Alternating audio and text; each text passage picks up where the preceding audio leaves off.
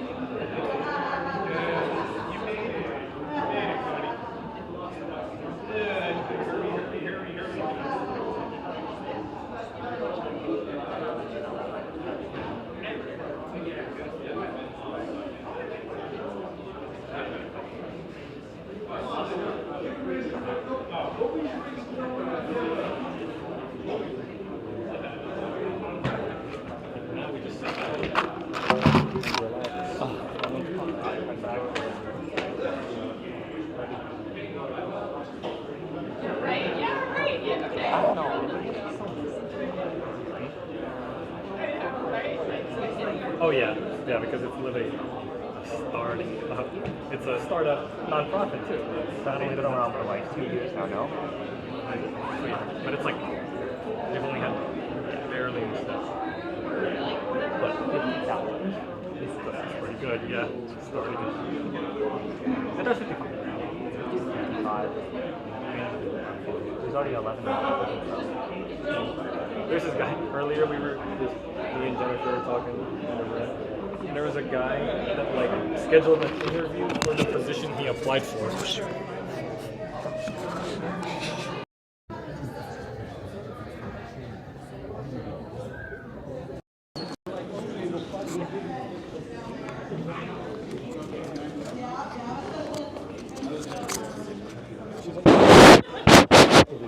You're repainting. Yeah, that's fine. No one's watching. Let's catch up.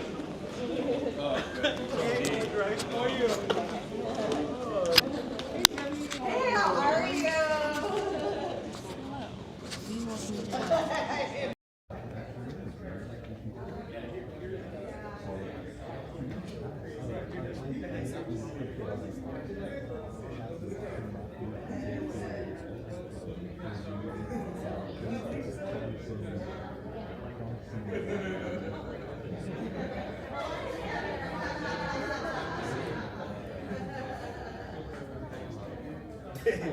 Dude, I'm an asshole, right? Like, you see, I'm an asshole, dog.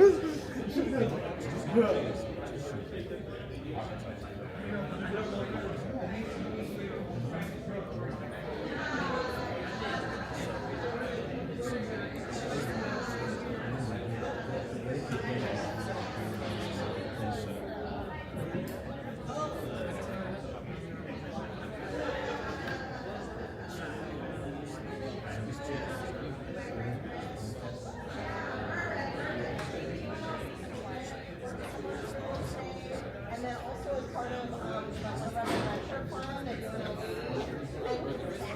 So it helps with like startups and investing.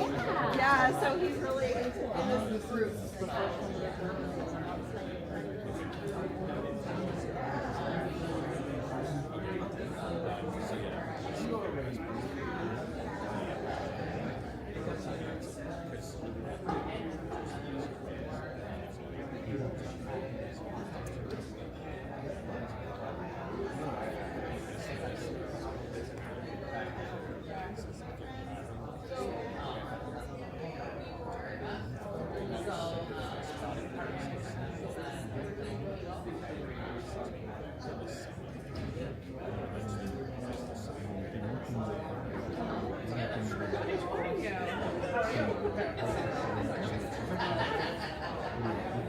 How are you? Good. I like this outfit. It's good. Thank you. Hi.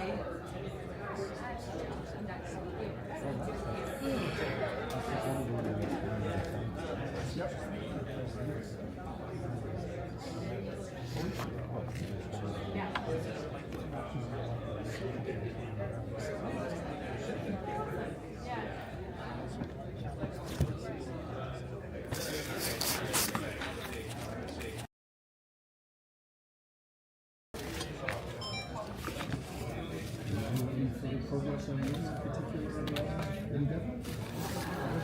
Well, we definitely have a big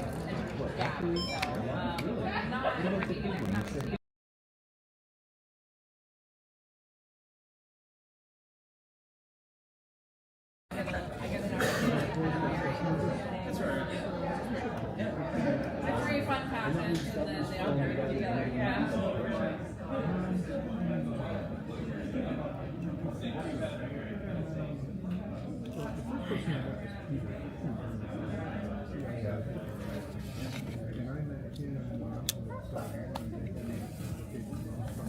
He's so busy with spreadsheets.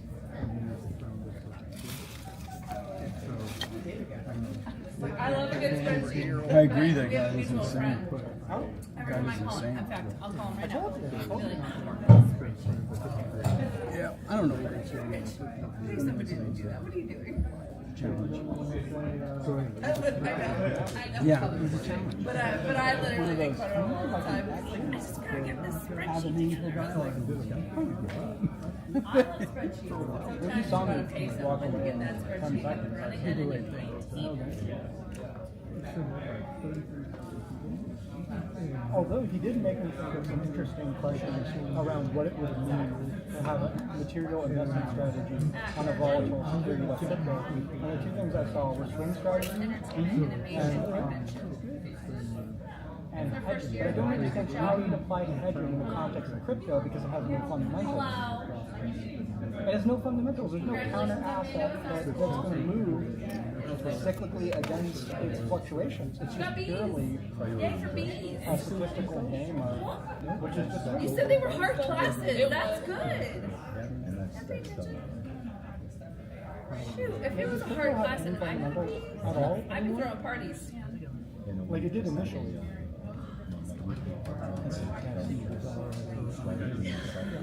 Luckily, I will never go back to school. So the I only literally.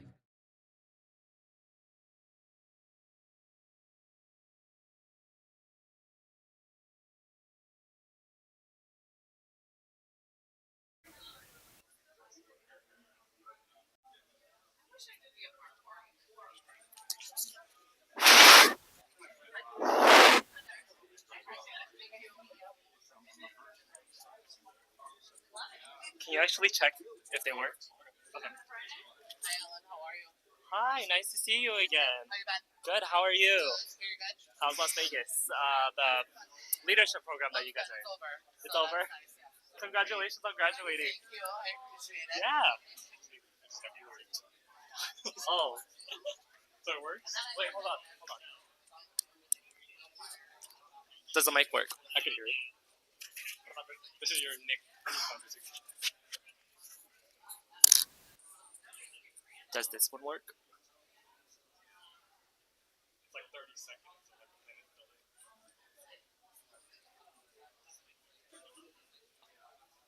Oh wait, was that you or was that? No, there's two. Yeah, exactly. But like, I don't know what you said. Oh.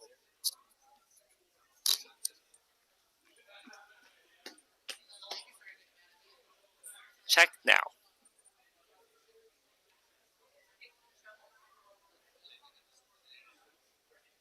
It does?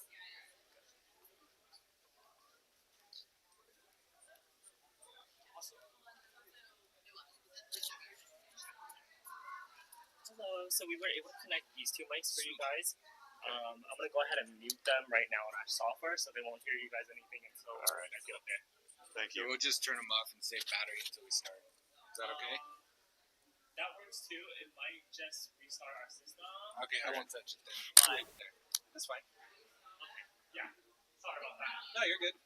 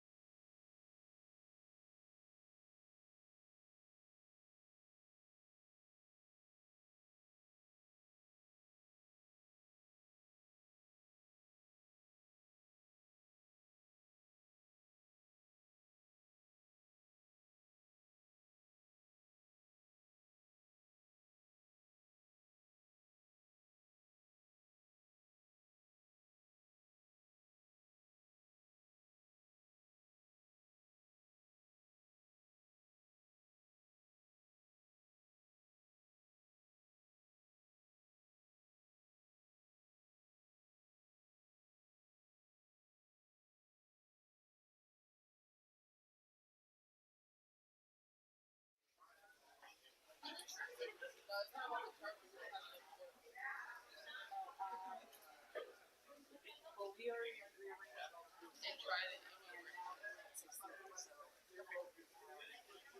it's at 18%. It might be at 60. So we need to talk fast, is what you're saying. Condensed to 30 minutes, and then we'll spitball for 30 with no slides. We'll try to get to this. How you doing, Brian? Nice to meet you in person. Okay, so.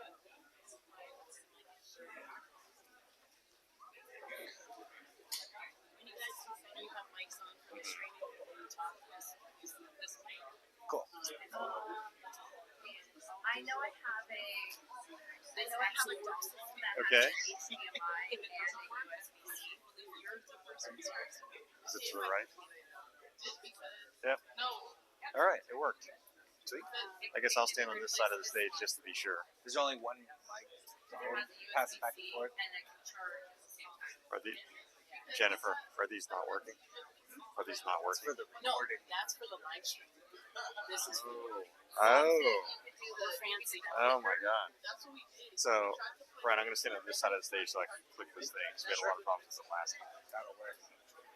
We're doing acrobatics up here to try and, No, just hit it.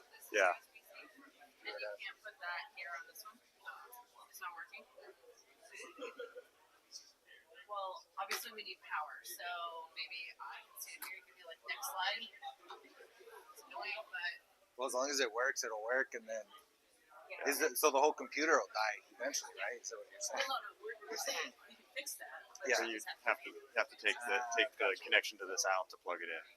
Oh, Okay. We'll just manually advance because I think that's fine. Yeah, that's fine. see now it works now. Yeah. Hey, you can't have everything. Yes, you can. You can't have everything. You absolutely can.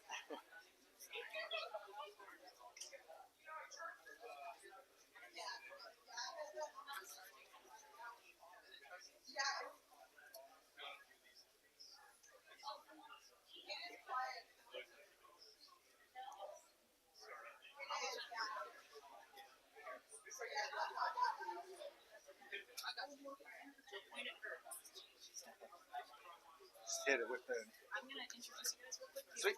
Yeah, go for it. Hello and welcome everyone. Welcome to ScaleUp with StartUp Vegas. Yay! My name's Jennifer Bell, I'm Community Manager with StartUp Vegas. Over here, Heather's hiding behind Nicole in a very colorful outfit. She's one of our co-founders, along with Peter and Mossig. ScaleUp is an opportunity for people to learn about how to grow and scale their businesses. We partnered with Project Wilbur, and we have our two wonderful presenters. I'll let them introduce themselves. To put this on, I do want to thank our sponsors, Tech Edge Developers, and of course Project Wilbur. We are also very happy to be working with WeWork as well as Lucy House. I want to give them a big round of applause because without them, we can't do what we do. So I hope you guys are excited and ready to learn. We have some really excellent speakers, and I'm going to hand it off to them. Sweet. Thank you. Awesome. How's everyone doing? Sweet. Awesome. Nice to meet you guys. Quick little background about me so you guys know who's up here yapping at you. Lifelong entrepreneur, did the startup grind. I've been a part of 4 from the ground up, successfully exited out of 2. The other 2, as most of you know, were expensive learning experiences. So, yay, go that. The biggest home run that I hit was in the world of esports. I was making a game in the out of the stock trading world. Dove into the player side. We ended up winning a world championship. Did some cool stuff there. It was in a mobile game called Arena of Valor, but we participated in Call of Duty League, PUBG, MPL. During the pandemic, we right place, right time. Had 40 of the world's top players and content creators and media companies that were building lounges had no business, and they needed my business, so they bought it. So happy to be talking to you guys about raising capital today. Cool. All right. So, I'm always the boring guy in these presentations. My name is John. Brian's the head of our investor relations. Last month we did a presentation. John Emmons, who's our CEO, was up here with me. They all have these super exciting stories. I'm the ops guy, so I do this like really boring, grinded out stuff. But my background's not terribly boring. I think been a part of 5 startups, and we, a couple were very expensive and time-consuming learning experiences. A couple did well. My background is I made a huge mistake and went and got a PhD at a certain point, and with no intention of being an academic. And I was at the University of New Orleans getting my PhD in economic development, and I graduated and I ended up working for the Kauffman Foundation in New Orleans. And through that, a very specific grant-funded program, I ended up working with 300 startups, or 300 companies from startup stage to enterprise level. And it was everything from strategy to ops to biz dev to marketing, to name it.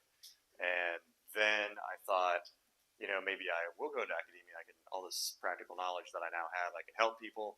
And after 5 years in academia, I realized why I never wanted to be an academic, and back in the private sector, and worked for a software development company as a director of strategy. Worked for another company that did hostile takeovers of publicly traded companies, pink sheets. And for the past 3 years, I've been with Project Wilbur doing operations. And so I'm usually the guy behind the scenes. Tonight, I'm the guy behind the mic, or one of the 2 guys behind the mic. And we're going to take you through funding options for your startup. And I guess we'll kick it off. So Project Wilbur Consulting, this is just a background of what we do. We call ourselves an investor relations firm, but these are the areas that we hit. We help with fundraising, all the way from very little funding. We've helped people raise $25,000, $50,000 up to, tens of millions of dollars. I think to date, we've raised $61.4 million for our clients, and all different kinds of companies, very agnostic in terms of the industry. Some software technology, some very, very basic, hardware related or inventory related businesses. So that's a lot of what we provide. We also have a dev shop attached to us that when people raise money and they say, well, we need to raise this money to build something, we say, well, that's great because we have stuff that can help you build something.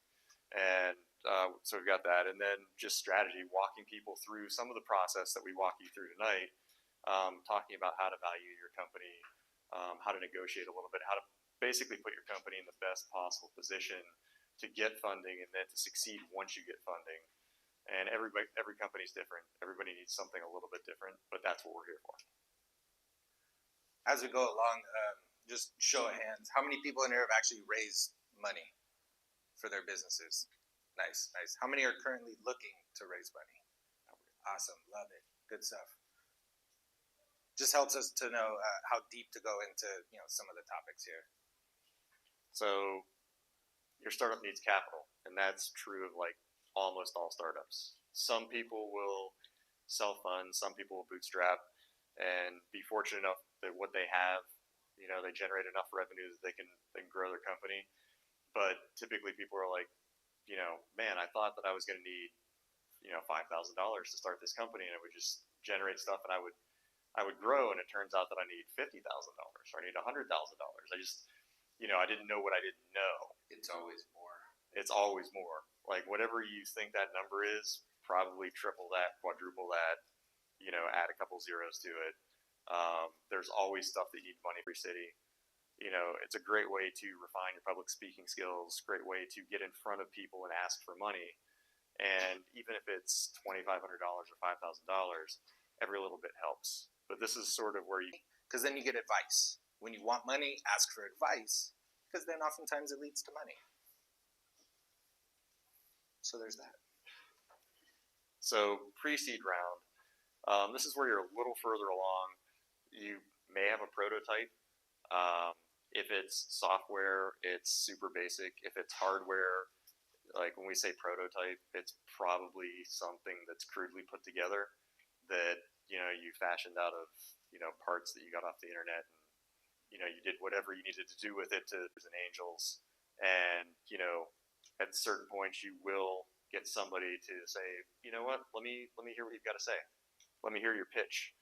The biggest contributing that has exits under their belt, and that's going to go so far for you in your race. Yeah, absolutely. Fill the gaps, right? Advisory boards are great. People with experience in that industry. You might not have a lot of experience in that industry, even though you have a great idea. The first startup I was ever a part of, I got asked the tough question from a founder like, hey, there's two of you. It looks like you're identical, right? Not the way you look, but like what you contribute. And we kind of looked at each other and we're like, well, yeah, but we do like, we both work really hard. We do an equal amount of work. Why can't you give us money? And they just look at us and like, we're not going to invest in two guys that have the exact same skill set. Like, you need different expertise on your team. Go get somebody else, go get some advisors, go get something. Long story short, that was one of my expensive learning experiences, right? At that point, I wasn't really willing to listen to that kind of thing. So I thought, no, this is the team. Like, we're the guys, right? We've got this. We did not have this. So we did not get the money. And, we ended up spending a lot of money, personal money. So lesson learned, right? And side note, when you give advisory shares, don't just give it to them, make them buy them. Give them options, right? If they're going to contribute and be a valuable piece of your company, investors are not going to want to look at your cap table and see it full of advisors that build your team that have, 20% of your company, and they're going to say, well, what did they do for that? Give them the option. Make them buy in. And if they believe in what you're doing and actually can help you, there's no problem in buying. Give them the same price the founders buy in. Give them favorable treatment, but don't just give away your shares.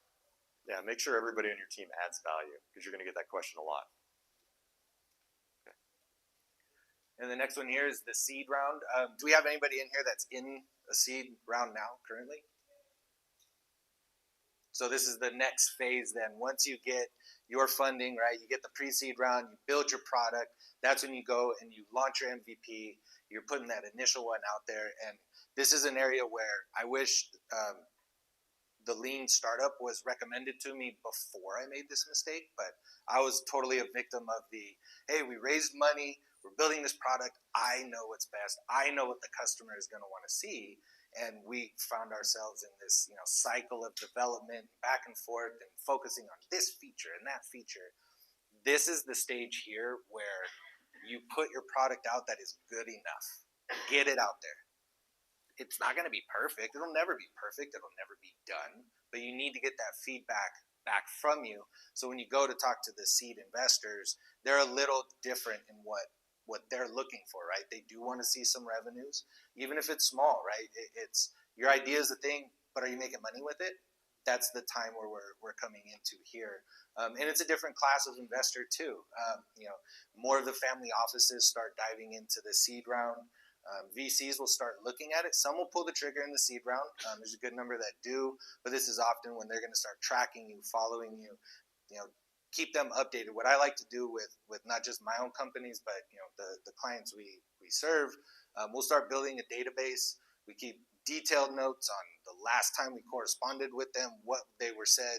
We have our update list, and we constantly in this phase, you want to be reaching out as much as possible, even to all of the no's that you're receiving. Because when you're in the seed round, you're talking to more people than you were in the pre-seed. It's a larger pool of investors, so you're getting even more no's, more rejections. But you know what? Who cares?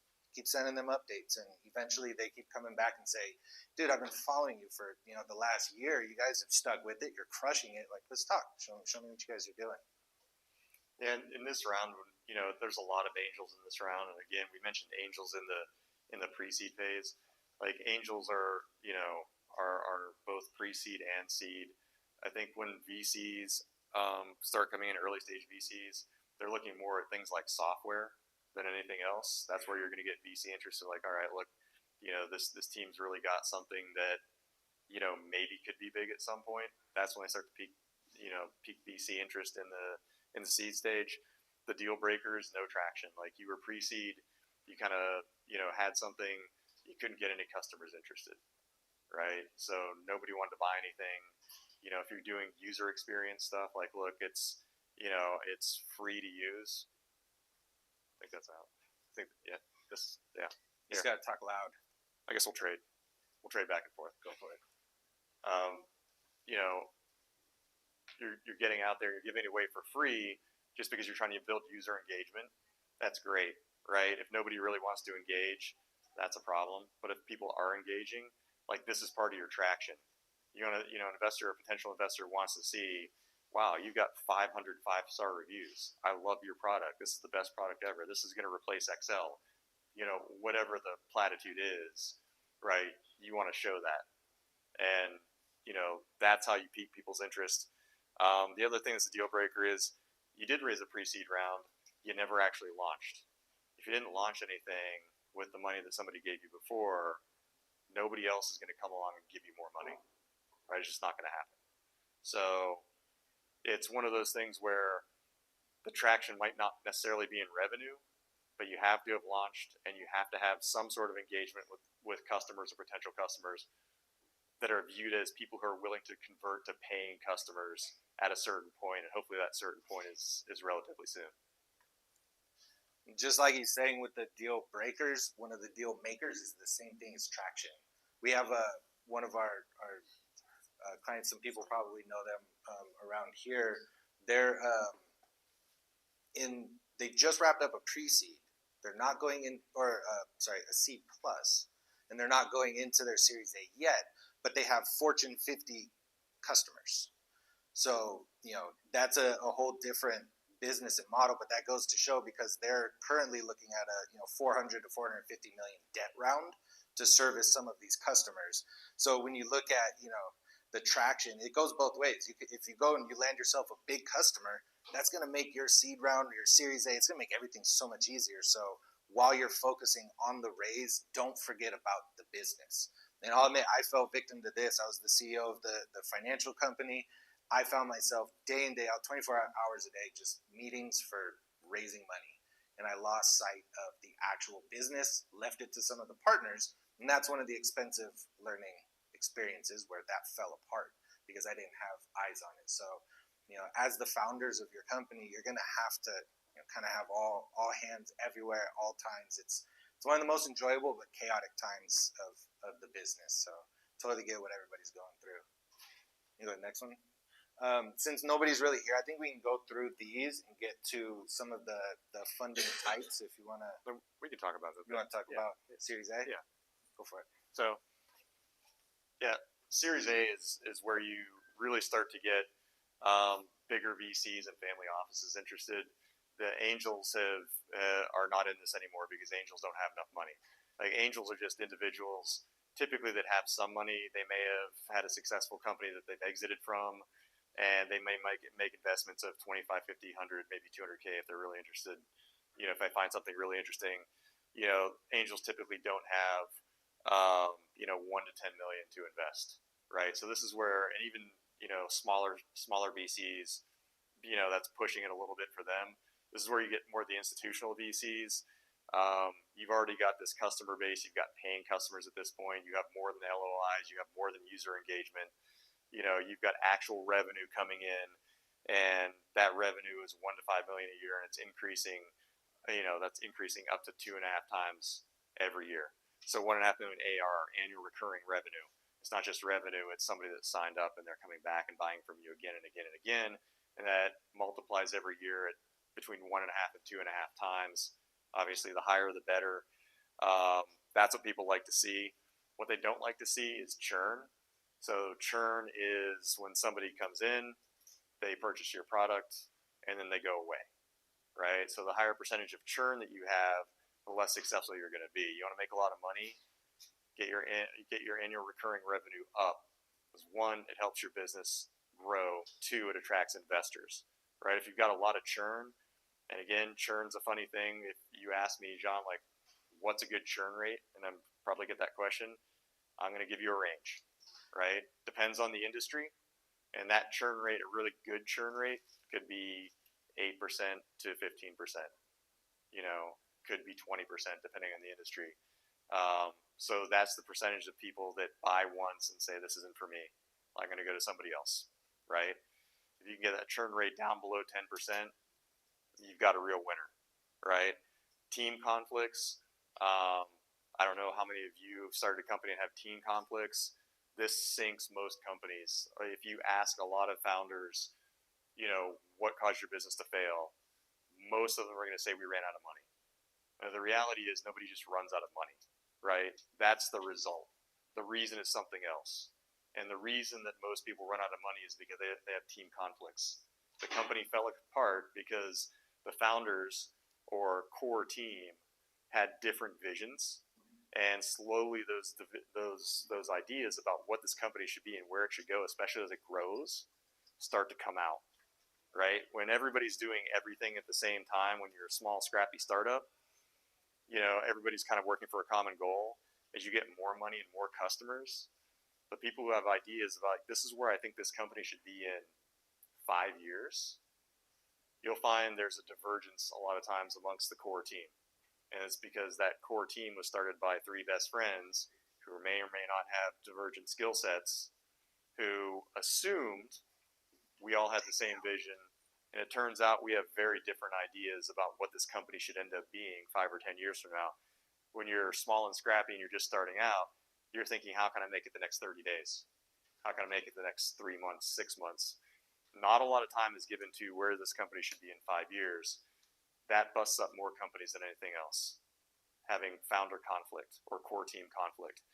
When investors see that, they run, right? If you can't tell, he wasn't joking when he said he's the naysayer of the group. He tells us no when we're dreaming and we want to do something really cool. That's what he does. On the positive side, I love the Series A. That's when the rounds actually get easier.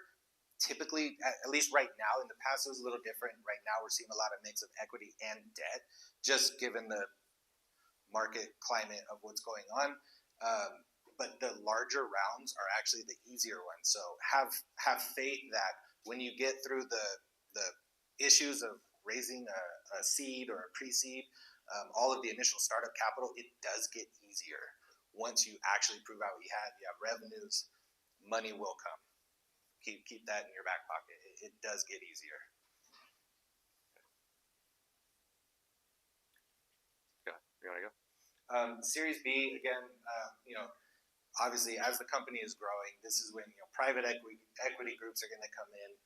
From my network, we have a series of the institutional bankers, the private guys. This is when you're actually serious. I know most people have a public exit or an acquisition as their exit plan in their business plan, but this is when you actually start thinking about it. We bring in all of the private guys, the bankers, the analysts, and you start sitting down and you go into the real raises. But as far as the business goes, when you're in this phase, every last detail about the cost of your customers, who your customers are, where you're getting them, and now you're ready for some real extreme growth. Weirdly enough, we don't have any Series Bs going on right now, but we do have a raise that is the level of a Series B. But like I said, they're just an anomaly. You want to? Yeah, this is when we're talking about big institutional investors, like you see those numbers up there, 300 million in recurring revenue. That's what they want to see when you're going to raise a Series B, right? When you're getting up there, people are going to raise. It says 10 million plus, and a lot of times I get pushback on the number that, hey, that's really low. That's practically small scale VCs. But yeah, plus means could be 200 million, right? Could be 300 million. It's we get into really big amounts, and people want to see that your annual recurring revenue is way up there. You want to make sure that your executive team is really strong. You want to make sure that annual growth is way up there. And some of the things that drag people down are a lot of times a changing market. And by changing market, I mean, we have all heard of the startups that are, this software they've got is really hot, right? Everybody's using it. Well, after a while, we found out that somebody tweaked that a little bit and they're a little better. And now your market share is shrunk and you can't make the adjustment and you're not going to get the money. They're going to go support the team that went ahead and did what you couldn't do. So at this point, you're really talking about using that money to gain a massive amount of market share, develop new products, new product lines, get them out there, and basically like tentacles on an octopus, go out and grab as many customers as you can with new stuff that you're developing. And that's really what Series B is for. we've stopped it at Series B for the purposes of this presentation, but there is Series C, D, and E, and it gets pretty crazy. But for our purposes in like scaling a startup, I don't know too many companies in the area that have done this Series B, but I don't think we don't have anybody right now. We can go to the next one. So we've touched on some of these, right? And and it's not a hard line, right? Angel investor is going to go only up until this size. So every round is different, right? I've seen VCs come into pre-seed companies, pre-revenue companies. So there's no hard and fast rule. They're kind of, unspoken guidelines on what you should look at. But, each of these is appropriate for whatever level that you're currently in, right? We would all love to go to the Andreessen Horowitzes of the world and get back for our best startup idea that we have. It's going to change the world, but we need to be realistic too and know we all have to start at some place. So you ask yourself, if I'm at a place where I need to be meeting angels, where do I go to find that? There's different sources out there. There's different utilities. There's different tools that you can use. There's tons of lists that you can even go out and buy. Those are cold outreach. At this stage, typically you're going to want the warm outreach. So you want to be in a room like this. There's people in here that probably know some people with money that you wouldn't even think of. Network, talk, tell them what you're doing. Ask for advice, and chances are it leads to money down the line. When you're going into crowdfunding, there's a whole separate slide on that, and that's where I'll turn into John, and I'll be the biggest naysayer. Don't do it unless you already know you've got a massive portion of your crowdfund raise coming in. I've seen so many companies get sold on the, I can raise $5 million a year and it's going to be great. And it never is. Kills a company. You don't raise anything. And then any investor you talk to sees that record and says, what happened? Why didn't you raise anything? You got nothing out of that. So I avoid that for a lot of the people that we work with. There are some aspects where it works and it's good. Again, you gotta weigh your options. Then when you go down into the venture capital groups, being here in Vegas, I'm sure you're all becoming aware that a lot of VCs are moving here. The tax climate is great. Money is around here. So you guys are in a perfect area when you get to this stage to meet some very, very quality people. They are around here. Might be some in the room. You want to talk about the family offices? Yeah, we can go to the next slide. Each of these has their own slide. So like Brian said, angel investor, we referenced this earlier, they're an individual. There are a lot of angel investors out there. And, these guys are great, or gals are great, because typically an angel is somebody who's had a successful exit. They might have had 2 or 3 successful exits, and now they want to be an investor, right? So these are all the people that think that they can eyeball stuff and say, like, I can pick a winner. And so if it sounds like I'm down on angels, I'm really not. I'm saying that to you because you can use that to your advantage, right? Everybody wants to think that they can eyeball and do some due diligence and, pick the next Facebook or the next whatever. But these are the people that are gonna listen to you if you've got a little bit of traction. But everything comes at a cost, right? They might want a lot. They're gonna want between 30 and 50%. And you're going to want to keep that well below 50%. They're typically early stage. They provide value past just money, right? So typically if you're going to talk to somebody and you're asking for money, it's really helpful if they have expertise in the industry or area that you're focused on, because you want them to give you money, but you want them to give you advice. You want somebody who's been in the trenches and done stuff, and they can say, oh, look, I know what you want to do, but here's been my experience, and this is the way I'd like to see you tackle this. And it's probably something that you hadn't thought of before. And they've done that through an expensive learning process, right? That's how it's happened. So it's not to say that you can't take money from somebody that's never been in your industry, you're not familiar with it, but I would prefer to take money from somebody who's been there, done that, and has industry knowledge, so I can tap them with questions when I've got them, and you're always going to have the questions. They tend to be flexible in terms, right? Because a lot of times these are smaller amounts, $20, $50, $100,000. And it happens a lot quicker because the due diligence process for angels tends to be not as tough as it is going through, the VC process or even family offices. There are a lot of people out there that want to give you money, and angels are one of the faster ways you can get that, if you can impress them.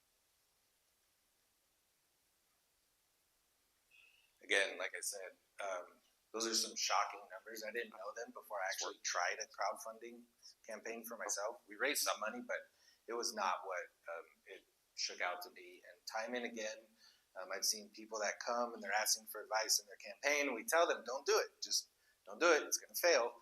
But it's pretty shocking, the numbers of companies that are actually successful. And what you see there is most of the time they'll, engage a marketing company that actually knows what they're doing, have done this before for companies, and they go out and they will spend up to 20% of say you want to raise $1 million, they will spend up to $200,000 marketing of their campaign just to go get that $1 million. So that's one thing you have to budget for if you're going into a crowdfund campaign. A lot of times you'll see, I actually have one friend, we're helping her with her raise. I'm actually encouraging her to do it because she's a, award-winning producer, and she knows, this whole celebrity world, they'll come out and back her. That's a good opportunity, right? But we all have to look at our companies, what we're able to do, and if we're not able to market this the way it needs to be, you're just going to be one of thousands of these on some random platform.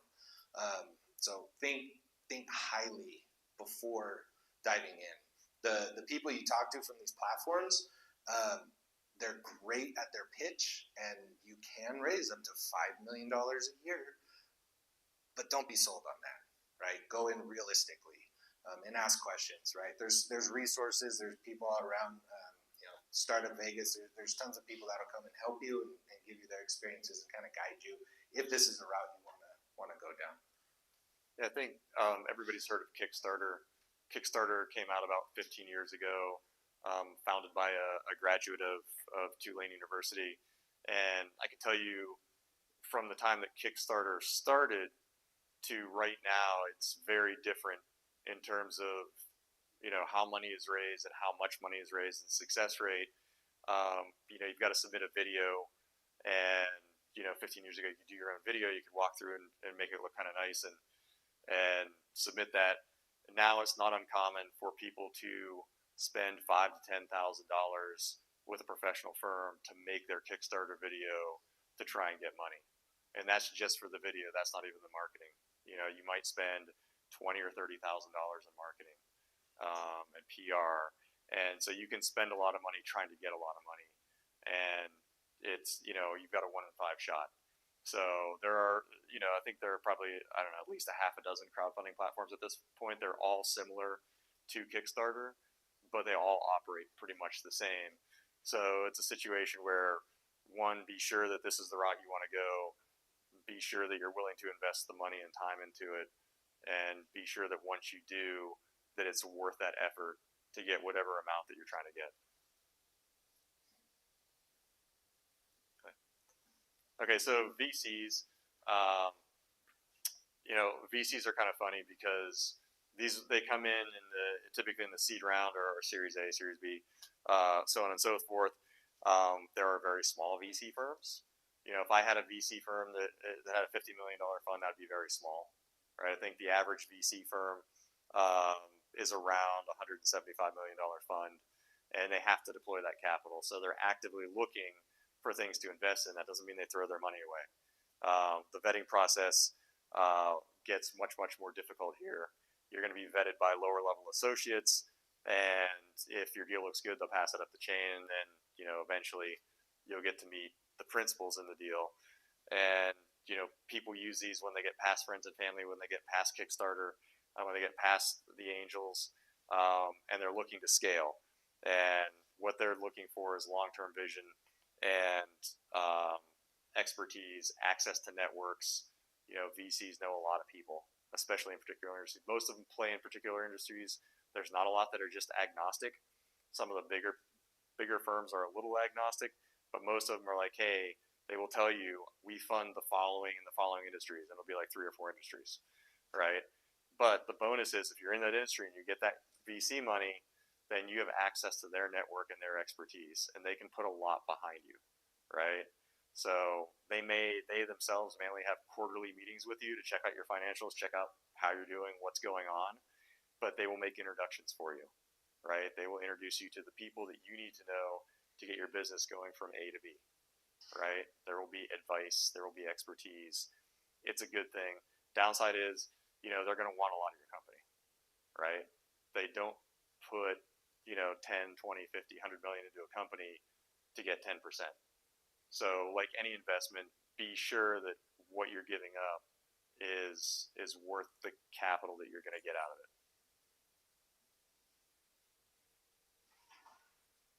And then one of our favorites are the family offices.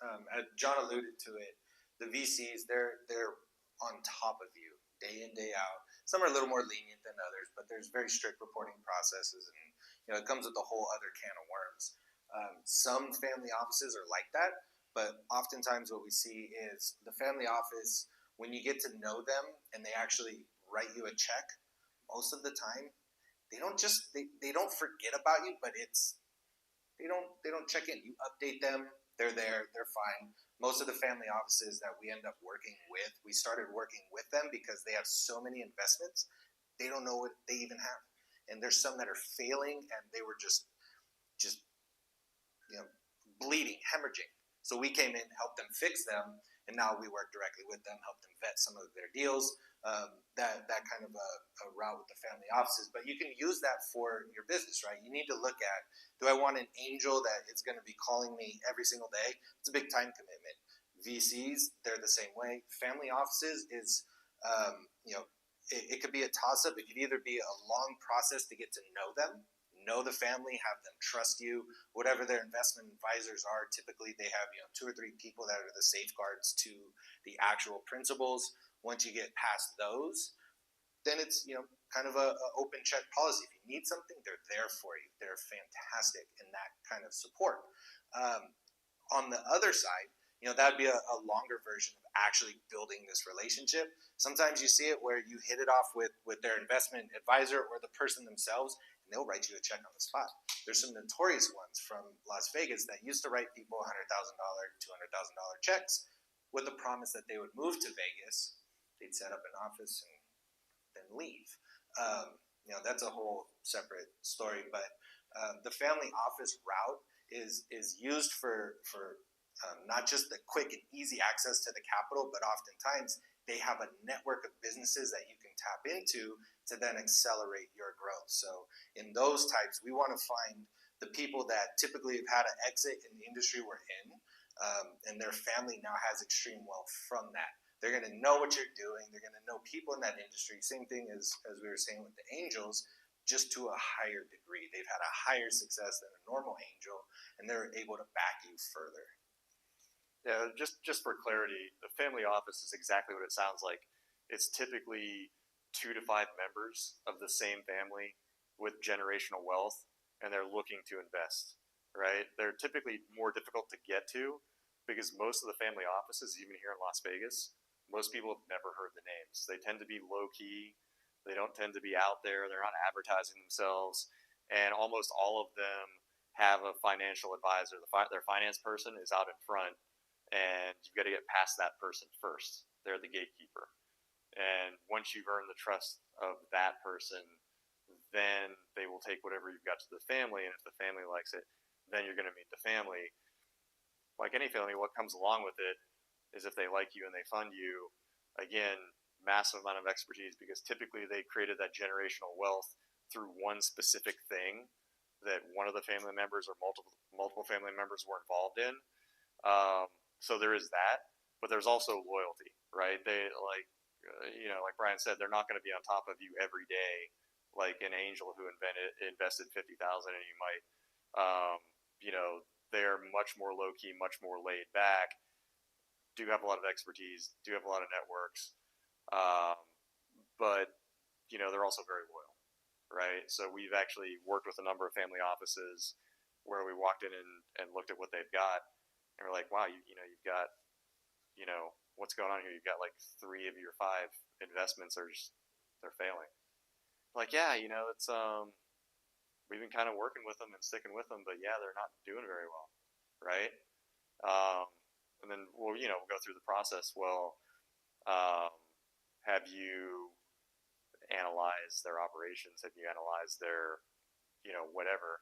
And typically family offices don't have, a lot of the time and staff to go in and do a thorough review of every aspect of the business that they've funded. So you get less scrutiny, but also family office investments aren't always successful. And that's part of what we do is we go in and we kind of tear apart different investments that they made and said, here's the changes that we would recommend that your company makes in order to be successful. But these are definitely tougher people to get to because they're so low key and they don't put themselves out there that much, right? Like if you've got generational wealth, you don't want to advertise yourself at startup events and, networking events and any place where there's publicity, because you don't want people coming to you, 50 times a day and asking for money, no matter how much money you have, right? So it's tougher to get to them, but I think the relationship tends to be a lot better than with other investors. So this, again, I alluded to it, and it's just a sign of the times now, but debt financing opportunities, structured financing is really easy right now. There are several opportunities ranging from low 7 figures all the way up to 9 figures. We're involved in several of these projects currently, and it seems like it's not a good thing to say in this room because we're all startup people, but the startup fundraising, the early stage raise, is the hardest raise always historically, and it's even harder today.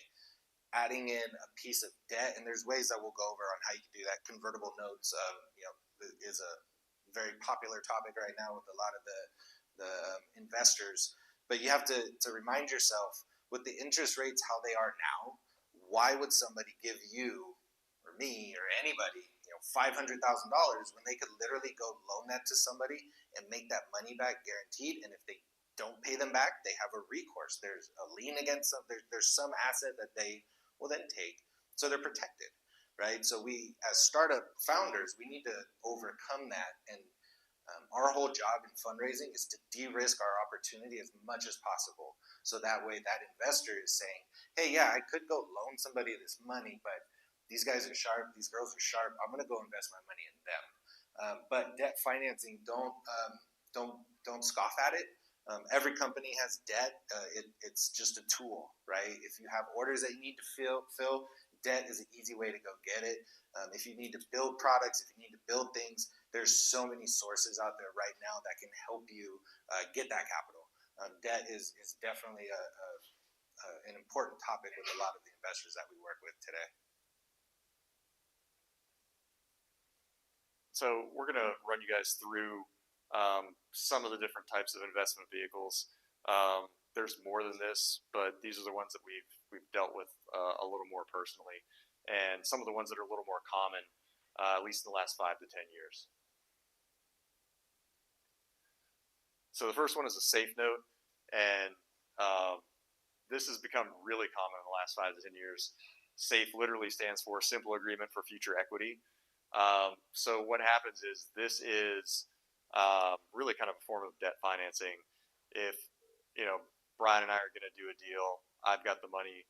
Brian's like, hey, look, I need some funding. But I need it fast. But Brian really doesn't have a whole lot right now, right? There's not a lot to invest in. We might come to an agreement for a safe note where I would give him the money, right, under very simple terms. And there's almost never an interest rate with this, so Brian's not going to pay that back to me, right? But what happens is the money that I gave him, which is technically a loan, gets converted into equity upon a trigger event. And that trigger event is when Brian raises a round. So what's in it for me as the person who issues the safe note? Well, I'm going to get in below where everybody else has to pay for that next round. I'm going to get a discount. I might get a 20% or a 30% discount. So if everybody else is buying it at $10 a share, like when my note converts, I'm going to get in at $7 a share or $8 a share, right? So that's sort of the bonus of the safe note. This wasn't that popular up until about 10 years ago, and then the past 5 and 10 years, it's really kind of exploded because it's simple, it's easy, and the founders don't have to worry about like, oh man, I've got this 10% interest rate, and I've got to pay money back every month, and now I'm stressed out, and what am I going to do? And I took the money, and can I pay the money back? And what I'm really looking for as an investor is the equity anyway, right? And to me, I get a discount because I got in first, right? As soon as Brian raises another round, I get in for less money than everybody else. So that's my bonus. So these things are usually pretty simple documents, and they get executed really quickly. And this is how a lot of the deals that we see at the lower level actually happen. Most of them are safe notes. And one point on those, the safe note was created by YC, Y Combinator. It became the industry standard for, just like John said, if we're too early, we don't really have some, but we need to take money in. It became that vehicle. And given that it was for pretty much the incubator and the startup ecosystem, you see these generally on the coast. So East Coast, West Coast, very heavy in safe notes. If you have an investor from, Iowa, they might not be so into a safe note. They might be more into the convertible note or, just a straight equity agreement. So that's just something to keep in mind. The coasts are very big and they understand the safe notes. You might come across some people, depending geographically where they're at in the country, that will look at you like you're crazy. And on convertible notes, essentially similar to a safe note, except it is a short-term debt vehicle. It does have an interest rate. There are discounts that are applied into future rounds. So this is a debt. You do have to pay it back. At a certain point in time, it's set to convert into shares. The owner of that note can either convert it or cash out on their debt. It's a pretty simple form. It's very standard. A lot of companies use these. This is, in my experience, mostly what you see. This is what I like to see. I like this over the safe note, but of course, there's time and place for everything. And then this is one. It's not a new philosophy or system, but this is something we actually recently started over the last few months for ourselves. SPVs, special purpose vehicles. This is where we come in as, we'll give the example of Project Wilbur. If you came and you pitched us and we love what you're doing, we see the vision, we see the team, everything checks all the boxes, and we know that we're able to go raise you money, and we know people that will come into your deal. Typically, they don't want to come in and flood the cap table, have 10, 20, 15, different investors everywhere. We'll go and we'll make this a company that's set off to the side. It's an LLC, and that is the investment vehicle. We go out, talk with the investors. You pitch them, but by you working with a group, like a Wilbur or any of these other groups, when you set up a SPV, it gives the credibility to your offering to those investors. Because typically, whoever's setting up the SPV, they've either invested, it costs about $25,000 for legal fees to stand one of these up. So we've either come in and invested that number for you, or you've invested or paid for that as a service, and then we go and invest, or we come in with first checks that come in. So when we go and we talk to other investors, family offices, angels, venture capital does not typically go into SPVs. They like to just go direct in and make their own deals. But this becomes a way of a layer of defense saying, hey, we've been vetted by this company here, this group, and we're bringing in the money here. I really actually like this structure for startups specifically that have, so you wouldn't use this at the idea phase. This is, you've got your MVP, you've got some customers, you've got traction. We're going into a seed round. We're going to go raise some real money. look at this option as a way to take some of that off of your own plate. You'll get the team that comes with you with the open vehicle, all the legal expenses, taken care of, and a team that's backing you. Yeah, I was not super high on these when we first started doing them, but I think we've got 3. I know. Yeah, I say no to everything. But I think we're doing 3 right now. Yeah, we're doing 3 right now. We won that one. Yeah, they won. And again, here, back to the debt, right? The lending side. Standard SBA loans. If you qualify, go after it. You're gonna have to pay it back, but believe in yourself. Take a chance, right? The private lines of credits. These are again, go back to the interest rates, the economy. These are huge right now. There are so many principals out there with pockets that you wouldn't believe the size of their accounts and how they move their money around. And they're looking for startups, for Series A, for seed, doesn't matter. They're looking to lend.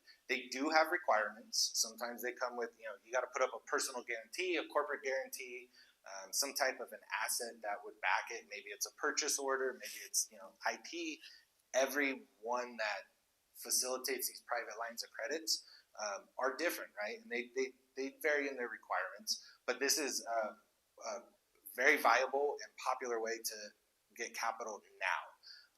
And again, I tell people all the time, when you're building your company, you have faith in it, right? Don't be scared to take on a little debt if what you're doing is a real thing and you're going to go crush it, right? Because we all are. Yeah, I will say SBA loans do tend to be a little bit difficult to get. You can fill out all the forms, you can check all the boxes, like, yes, I qualify. I mean, I've been down this route before. They typically want, do you have a house? Do you have a car? Are you willing to sign that as collateral? Okay, so at that point, how much are you really invested in your idea, right? Because that's kind of a big ask. I went through this when I had a company. I was like, well, look, I've got all this inventory. If my company goes under, you can take the inventory, you can sell it. And the guy at the bank looked at me and said, what do I want with your inventory? And he's like, you got to give me your house or your car or something to put up. I went, man, I don't really want to do an SBA loan anymore. So I went on and got angel funding instead. But yeah, it can be, it can be a real test of, how much do I believe in this, and how much do I want to put something up that I live in, right? So it can be a tough ask.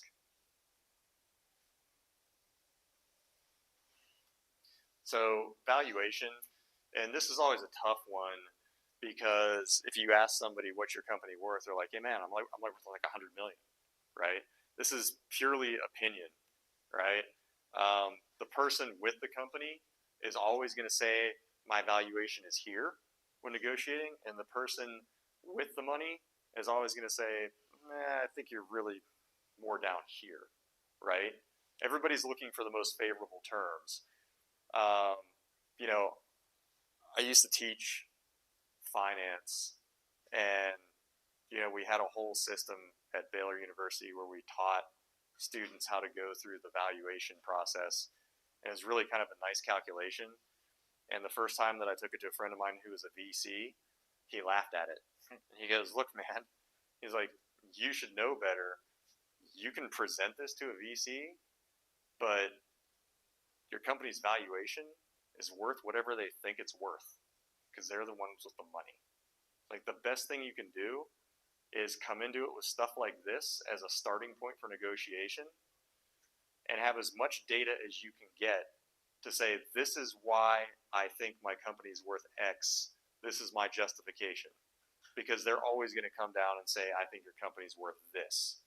And if you've got no justification for your valuation, they're going to look at you and say, well, look, we've been doing this a long time. I know you think you got the next hottest thing. What I see is, numbers you made up on a paper.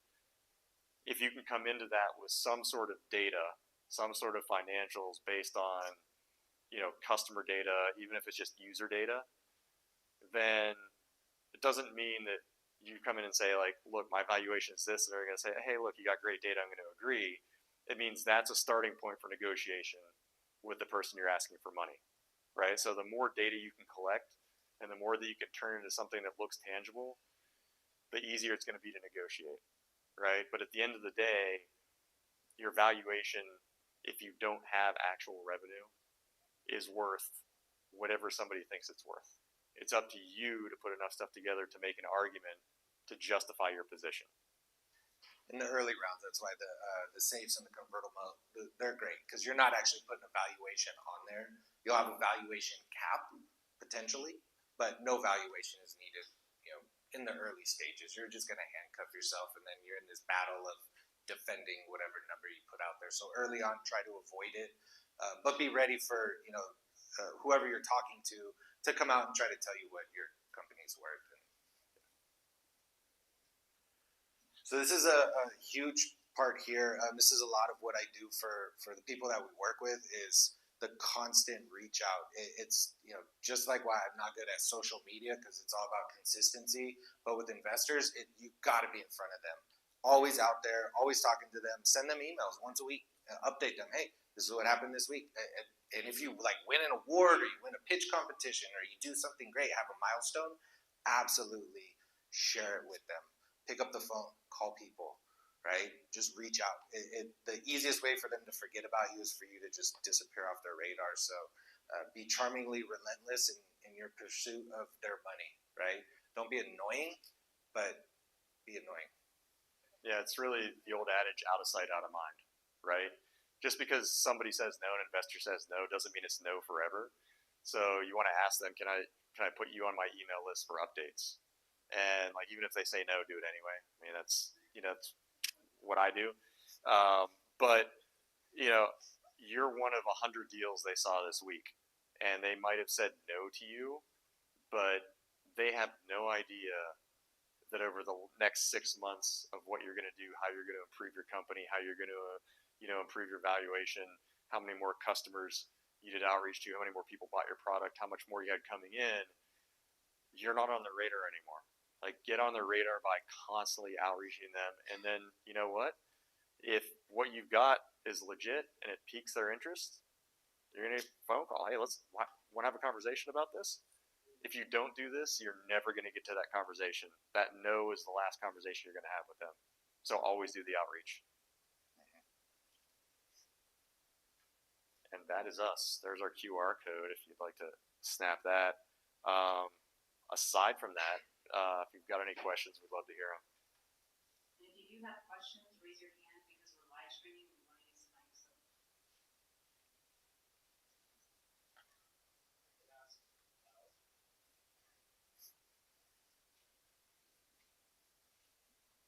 So on the valuation, if you're using convertible, so you put a valuation cap, do you see instances where you're still being asked for what you value at? Yeah, you can go down that path. When we use convertible notes, we don't put the cap out there, right? We use that as a negotiation tool. We want to come in with a valuation. We want everybody to agree to it, but sometimes the investor will come back and say, well, we need a cap on this. And then you go into the deeper discussions, if that makes sense. It does. I mean, there's certain factors. I mean, when you're putting a cap, that's another story as to what multiple will look like. And then if you do it in convertible, I mean, that's what we're looking to do is convertible, putting a cap. But if you take historical data on outlet pull and other exit, I mean, those numbers are pretty high. So I wonder if that has any correlation to how you put your cap and your potential exits. Well, it's industry specific, and then specific to your opportunity. So I wouldn't really be able to, throw out even a ballpark number, whether it's 8% or 8 million or whatever it is, and then the discount comes into play too. So you can lower or raise your cap, lower or raise your discount, but going into it, you want to protect the valuation of the company first and foremost. And at an early stage, you're never going to win increasing your valuation to the investor. Just like John said, they're going to come in and try to get it as low as possible so they can get as much as possible out of it. On the discount, do you keep a consistent number or do you let it ride depending on the stage you're at? Depends, right? Some investors will look at 10%, 12%. Some see 8%. It's just again deal specific. Actually, crowdfunding sites are good for that kind of data. You can go and look at what is raising well in your industry because that's public knowledge, right? In the alternative in a private site in a private transaction, we wouldn't know it unless it's publicly announced or PitchBook gets it or somebody gets their hands on it and tells us about it. So if you go to like a crowdfunding site, you'll see their discounts, their caps, and you can kind of get a gauge of what at least what people are investing in your specific industry.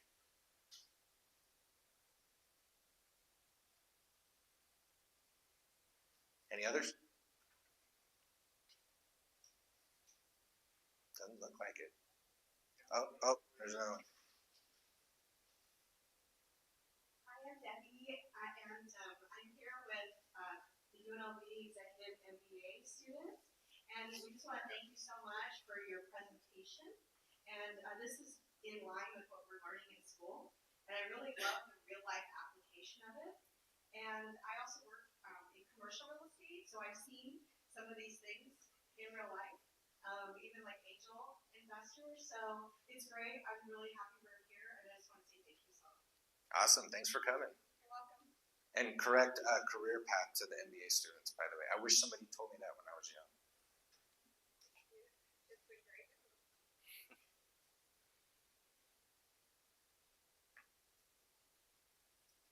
I see no other hands. We did such a good job. We answered all their questions before they asked them. It's amazing. Oh, there's another. I just had a real quick question. My name's Bruno. I have a business with a super low startup cost, but the scalability is really high. So let's just say if the dollar amount is between 5,000 and 7,000, what would you recommend is the best way to go about funding it without giving up a whole lot of the business itself? That's one of the ones where it's gonna you're gonna claw tooth and nail. It's gonna be max out a credit card.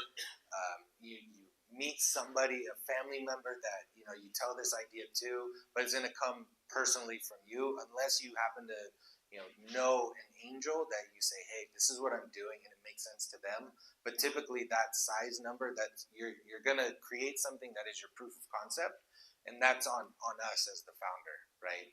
We just ethically, I wouldn't want to go to somebody else and say, hey, give me $10,000 to prove my idea. I'm gonna go do that. I don't care where. I'm gonna figure it out, right? I'll go. When I was young, I didn't go to college. I didn't graduate from college. I worked different trades. I figured out business models, and then I took a leap of faith. I lost a lot of money. My wife still talks so much crap every chance she gets for it, but it's all part of the journey, right? It's having the faith in yourself. All right, cool. I just wanted to verify information. So basically, you're saying to make sure to come to events like this, the network, 100%. 100%. Be around the community and magical things happen. Absolutely. Yeah. No problem. Yeah, So buddy. like 5,000 to 7,000 is probably just too little for an angel unless you have a personal relationship with that angel. But let's just assume that scenario is true. Low startup cost, high scalability. If I'm an angel and you came to me and said that, I would say if that is 100% true, put 7,000 on your credit card and show me. And if you prove that, absolutely, I'll be the first one in. Like, call me as soon as that's done. But I mean, once I get that level, I would need you because I already have funding behind me. So that would really make sense, correct? Well, it would. Part of the business that I need to. It would make sense for me because I want to invest in something that's going to scale huge, right? But for you, like, look, self-funding. We just gave this whole talk about how you can get funding to scale your startup. I'm a huge fan as if you can do that with under $10,000 worth of debt, something you can do on a credit card, and it can very rapidly fund itself through revenue, and you keep 100% of your company. Do that thing. Just because somebody offers you money doesn't mean you should take that money if it's not the best deal for you. Yeah, it's got to be a good deal on my side as well. Absolutely, yeah. Okay, cool.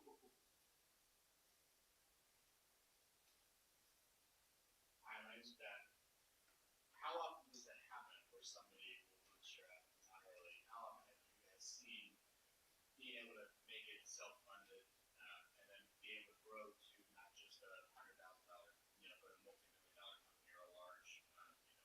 investment? Well, we see people bootstrap all the time, but typically when they bootstrap, you're not gonna be the next unicorn, right? Typically, when people bootstrap their businesses, it ends up being a lifestyle business. Nothing wrong with that. You know, it's gonna make a couple $100,000 a year, right? It's gonna provide them with the lifestyle that they want. It's gonna be something that they enjoy. Um, Typically, when you're going to get money, it's because you want to scale and scale fast, and that tends to be the difference. Nothing wrong with funding your startup. You know, if you can do it, if you can spend $10,000, self fund, and then scale rapidly, like you are in the best possible position in the whole world. It just doesn't happen that often, right? And you have to realize that we deal with the side of it where people are coming to get money so they can scale rapidly, right? But in general, people bootstrap their businesses all the time. They're just not often unicorns. If I was a company like AG1, so I'm in the supplement manufacturing business, at what point, if you guys know, what point did AG1 start acquiring, going to A, B, and C or D, wherever they're at this point, if they are out of Las Vegas, I think, right? Yeah, I'm not familiar with when they went to the different rounds, so I wouldn't be able to answer that question for you. Typically as a company grows, you're of the mind that we're never going to stop raising until we're harvesting. When you get to the point of your business where you're harvesting, you've got all the customers in the world. You know what? We're going to raise the prices by 10%, quarter over quarter until we start seeing X percent of churn, and then we're going to ride off into the sunset. We're going to milk this thing for what we've built. When you're at that point, you're not really raising anymore. You're harvesting what you've built. Up until that point, you're probably going to be raising. To John's point, if you're not raising capital and you bootstrap it and you're successful, it's probably not going to be a multi-million dollar operation. Thank you.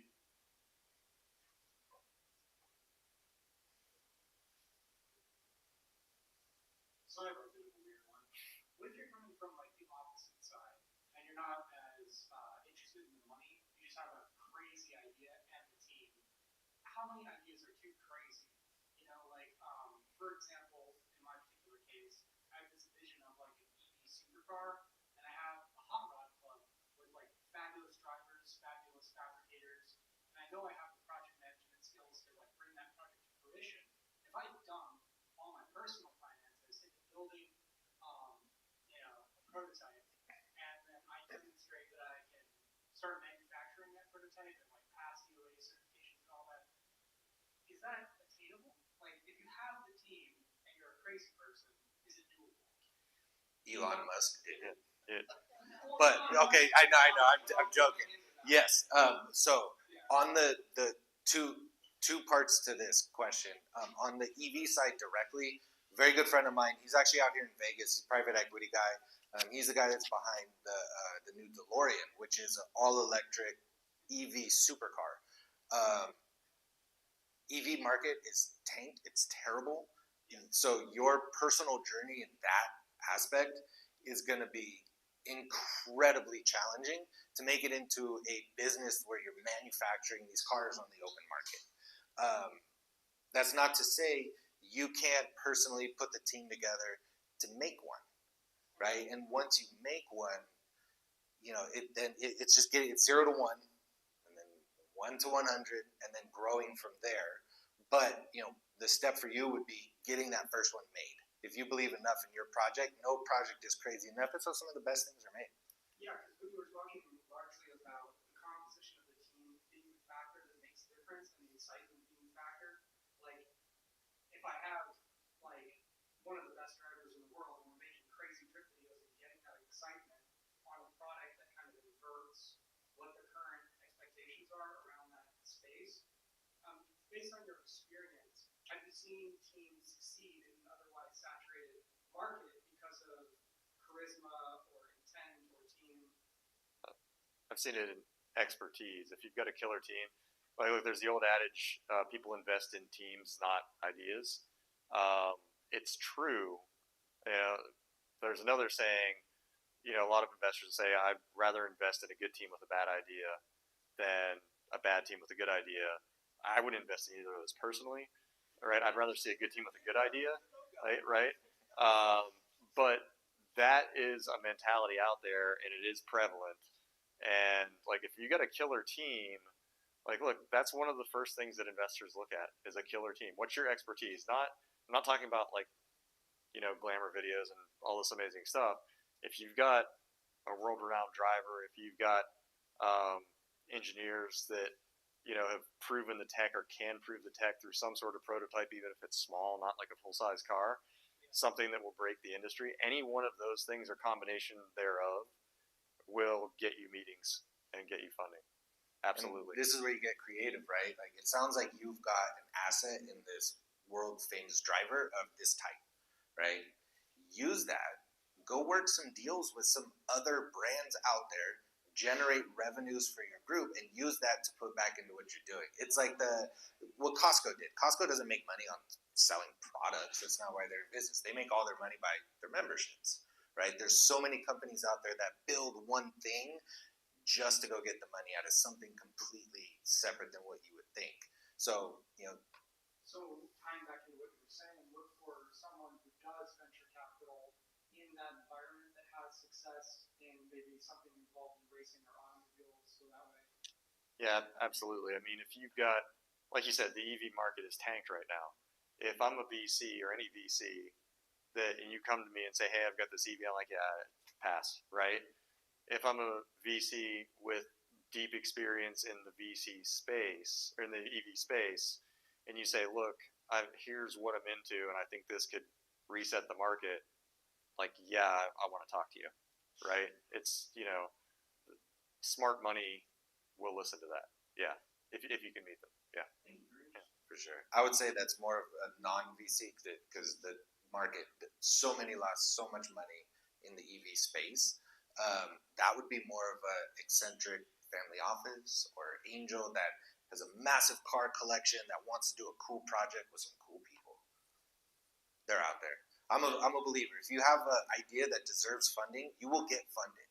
Doesn't know where it's from. That investor is out there looking for you. They're looking for me. They're looking for all of us. They just don't know where we exist yet. It's our job to get out there and get in front of them.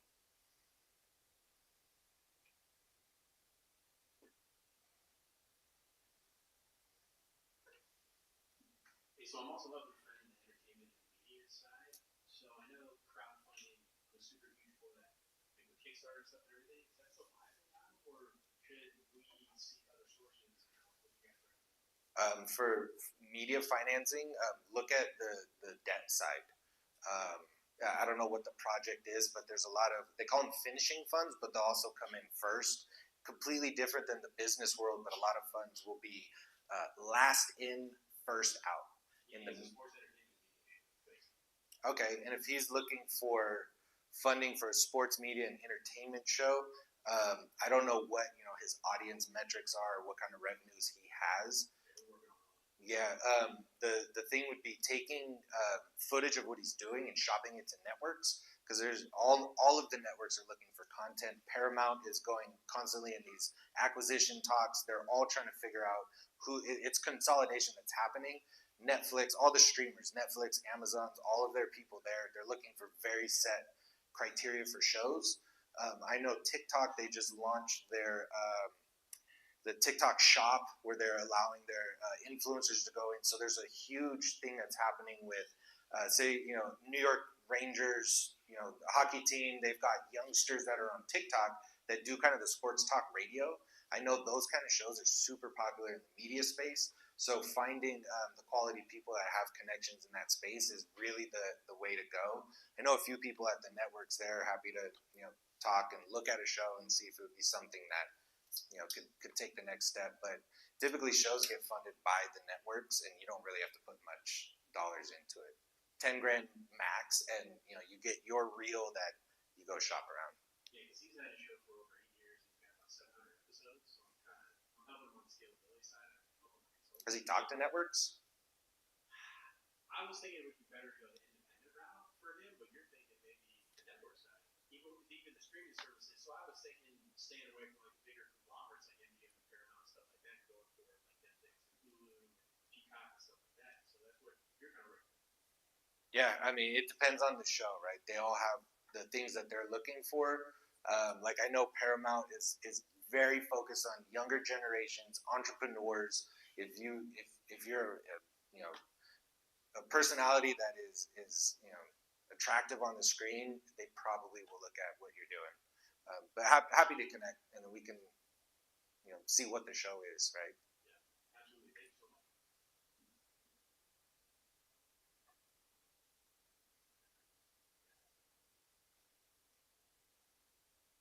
All right, I think that's it.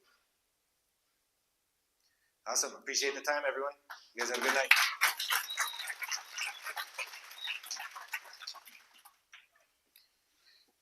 Nice. Pretty well.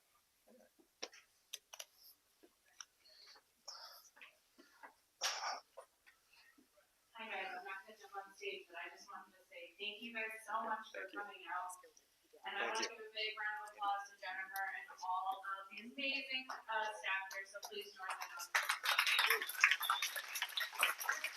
Hey, how you doing, man? And just so Dude. didn't know, we It's actually like, have I one was more staring at it, I event was like, this that guy's got a week, familiar this face. I've Friday. seen it before. It is Level Up. That's right. Thanks, man. ScaleUp event. We're gonna have some companies Yeah, you too. up on this I'll be stage right around here. My son's with just some over here. investors. And it's just a cool opportunity to kind of see what are other founders working on? How are they going after money? And get to see questions being asked by the judges. So if you're going through this journey yourself or just curious, it's a fun night. Plus we have pizza and beer, so that's super cool, right? How you doing, man? Anyway, it's so nice to see you guys again. Thank you so much for coming out, and I hope you guys have a wonderful rest of your week.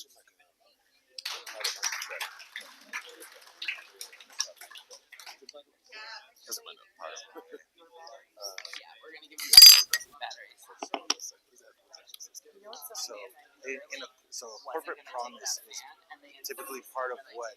So you as the corporation, it's a promissory note that you're writing to the lender, essentially, right? So it's, instead of a personal guarantee, it's the corporation that's guaranteeing the loan. So the corporation is liable if it goes into default.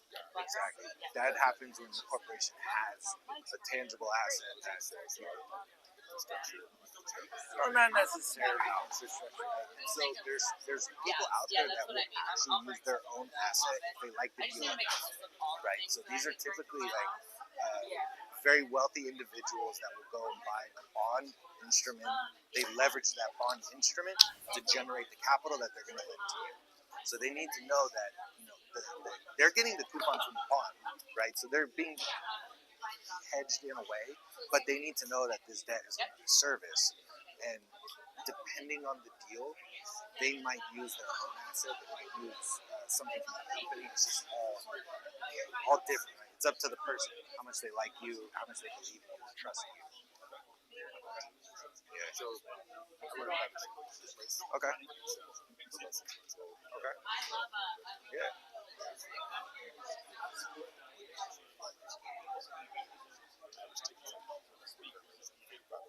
Okay. Okay. So yeah, once it gets to the security, once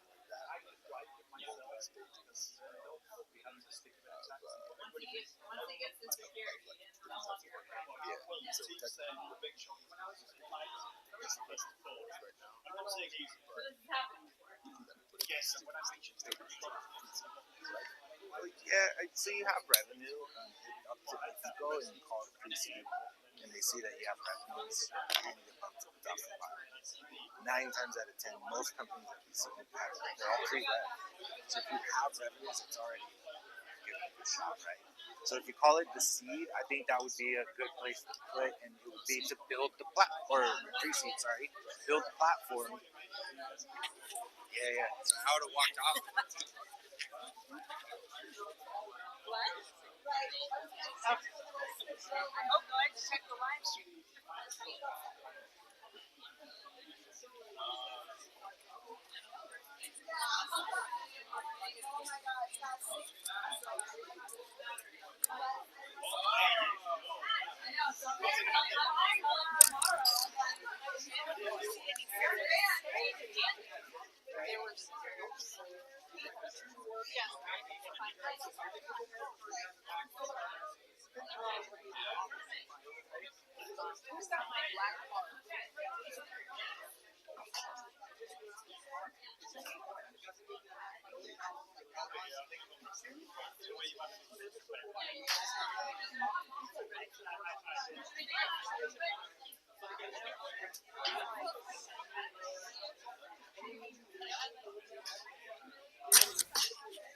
was like, oh, hi, how are you? My name is Simon. Nice to meet you. Nice to meet you. I just joined the Slack group today. Okay, perfect. I'll look for you there. Are you a founder? Are you just learning? Just learning. Okay. So yeah, I'd love to get the space. Oh, good. Well, come Friday then. Yes, for sure. So I love what you're doing. Okay, thank you. I was like checking out your hair actually. We were like, I need a touch. I know myself, so I don't even do this. It takes forever. Yeah, but nice to meet you. I'll look for you on Slack. Hi. What's Evelyn? Evelyn? Yeah. Nice to meet you. Heather said I should talk to you. I have an idea for a topic that I could give. Ooh, yes. Talk to me. What were you thinking about? Oh, it just came to me. It just came to me when that guy was asking about. I have I need $5,000 or $7,000. It's like people don't realize, like at that level, you're just bootstrapping. Yeah, you gotta figure it out. I've been here about a year and a half. My background is in Silicon Valley. Oh, cool. But I also have like my heart is in like that beginning stage where you have to get like you kept saying 0 to 1. So people don't know what that means. 0 to 1 is that's the hardest part. That's the hardest part. You can't ask for money at that stage. You have to go modest because 1 is get the part done and have your first customer or at least someone that can give you feedback. You want to talk about that stage. Yeah. The 0 to 1 stage. I like that a lot. I mean, there are a couple places where I think we could definitely have you come in and talk about that and speak on that. Are you in our Slack group? Yes. Okay. I use it. Email's better right now. I'm really busy. Email's better because it's like someone that's not like a spammy person. It really actually eases me. Yeah.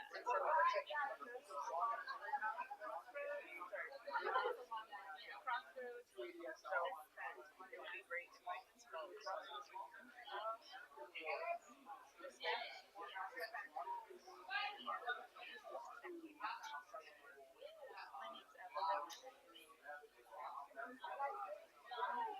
I'm putting your full name in there because my name is No, I thought you meant my name. Yeah, I'll kind of try to do it in one day, but I will write down what I'm thinking. And I also host a meetup. It's not. Oh, what's your meetup? Well, it's not my meetup. It's like it's a national meetup, and the guy that hosts it in Silicon Valley when I moved away to Las Vegas, he asked me to carry the torch and start one here. It's called Bootstrapping.